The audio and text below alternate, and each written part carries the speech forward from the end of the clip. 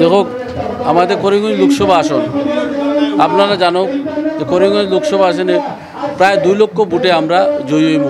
আমাদের এখানে হাবিজ সাহেব আছেন আপনাদের করিমগঞ্জ লোকসভা আসনে।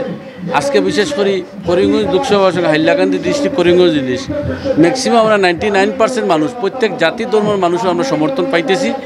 এবং আজকে আমাদের এখানে গৌরব আওয়ার কথা ছিল এই গোয়ালিপাড় মিটিংয়ে।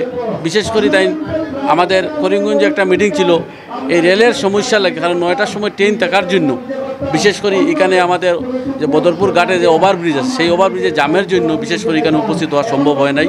বিশেষ করে তাই মোবাইলের থ্রুতে ভিডিওর থ্রুতে সবাই মেসেজ দিছেন, সেই কারণে আমরা একটু দুঃখিত।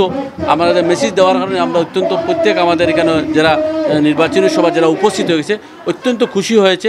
বিশেষ করে আমরা জানি যে আগামী গৌরব এটাও মেসেজ দিয়েছেন জুড়ার তাই জিতিবা। এবং আমাদের আশা এই যে করিমগঞ্জ লোকসভা আসনে আমরা 100% জয়ী। দেখেন, এটা সরকারের কথা সরকারে বলবো, কিন্তু আমাদের যেটা আপনারা জানেন ইন্ডিয়া অ্যালায়েন্স যেটা আছে, ভারতবর্ষ এবার ইন্ডিয়া অ্যালায়েন্স সরকার আসবে এবং আমাদের আসামে কমসে কম 7টা সিট জয়ী হবে, 7টা সিট জয়ী হবে। করিমগঞ্জ জয়ী হবে, শিলচরও জয়ী হবে।